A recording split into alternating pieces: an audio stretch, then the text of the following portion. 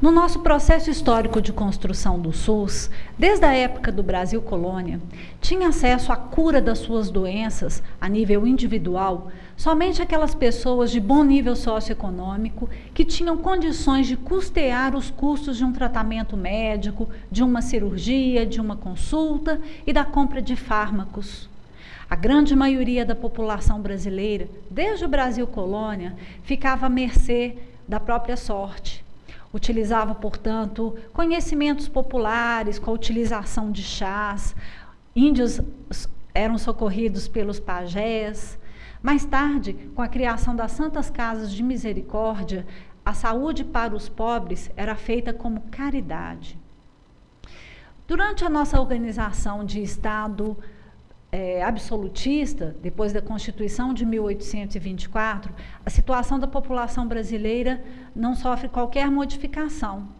O tratamento das doenças somente é acessível àquelas pessoas que têm um certo nível socioeconômico e têm condições financeiras de custear esses tratamentos. A maioria da população brasileira continua entregue à própria sorte. Já no final do século XIX, com a instalação do nosso Estado liberal e uma nova Constituição republicana, a situação de saúde da população brasileira também não sofre modificações. A saúde continua a ser direito de quem pode custeá-la. O Estado liberal traz como graves consequências uma profunda desigualdade social. Poucas pessoas com bom nível socioeconômico, os chamados capitalistas, e a grande massa da população brasileira em péssimas condições econômicas e sociais, sem acesso a bens materiais e, portanto, também ao tratamento de suas doenças. No início do século XX, essa situação grave causada pela nossa forma de Estado liberal vai acarretar numa série de movimentos trabalhistas nos moldes do que havia acontecido anteriormente na Europa. Em 1923, uma lei que ficou conhecida como Lei Eloy Chaves foi o deputado responsável pelo projeto de lei. Essa Lei Eloy Chaves foi considerada um marco do início da previdência social no país. Essa lei possibilitou a criação das caixas de aposentadorias e pensões, as CAPs. A partir dos anos 30, já durante o governo do presidente Getúlio Vargas, o nosso Estado brasileiro começa a dar os primeiros passos em direção à instalação de um Estado social, no qual são garantidos direitos de primeira geração. Conforme vimos anteriormente, os direitos previdenciários, que são direitos de segunda geração, surgem a partir da Lei Eloy Chaves. Assim, há um crescente papel do Estado como regulador da sociedade com a retirada dos trabalhadores do processo de decisões políticas. Com relação à assistência médica, a ênfase é a atenção individual, assistencialista e especializada em detrimento, prejuízo das medidas de saúde pública de caráter preventivo e de interesse coletivo.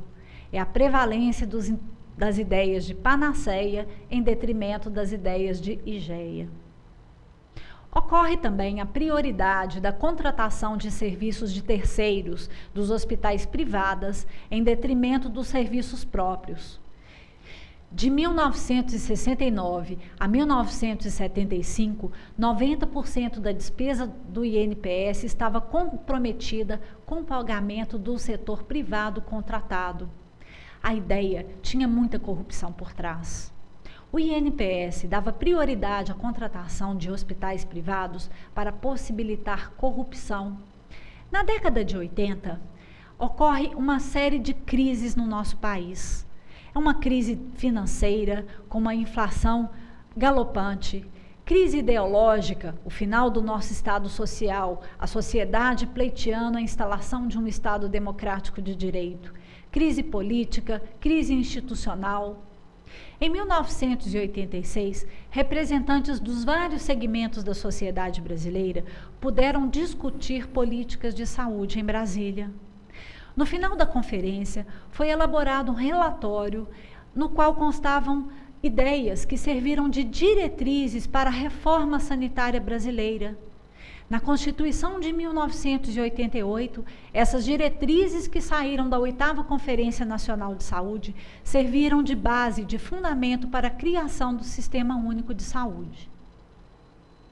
O Sistema Único de Saúde é um sistema porque trata-se de uma rede de unidades, de serviços e ações que atuam de forma coordenada em diferentes níveis de complexidade, da atuação mais básica até a atuação mais complexa. Essa complexidade tecnológica tem o sentido de elevar os níveis de saúde da população. Quanto maiores os níveis socioeconômicos de um estado, maiores os níveis de saúde desse estado.